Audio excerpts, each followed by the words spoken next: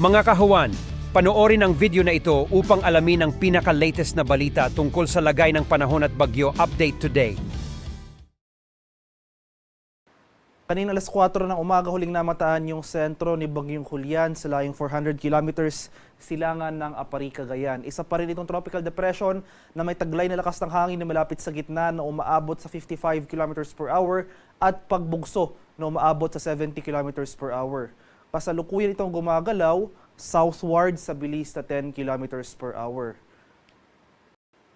At ito ngayong latest track and intensity forecast ni Bagyong Julian. So within the next 12 hours, magpapatuloy yung generally southwestward na paggalaw ng bagyo patungo dito sa silangang bahagi ng extreme northern Luzon. And starting this afternoon hanggang tomorrow, ito na yung tinatawag nating recurvature period. So bahagyang babagal yung paghina ng bagyo, magdadecelerate ito. And then unti-unti na itong gagalaw pakanluran or westward papalapit dito sa extreme northern Luzon area. And unti-unti na itong magiging generally northeastward. So ito na yung recurvature period na tinatawag natin or generally northwestward na yung paggalaw nito in the coming hours.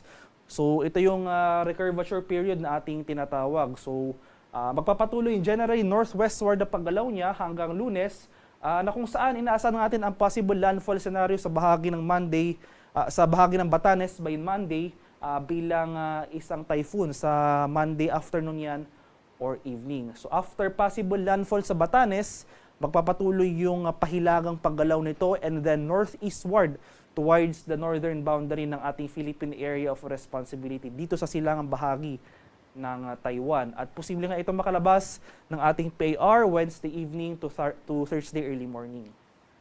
Inaasahan natin ang patuloy na paglakas or pag-intensify ni Bagyong Julian at posible nitong makamit ang tropical storm category within the day. And magpapatuloy ang paglakas pa nito, possible itong maging typhoon category by Monday bago maglandfall nga sa bahagi ng Batanes.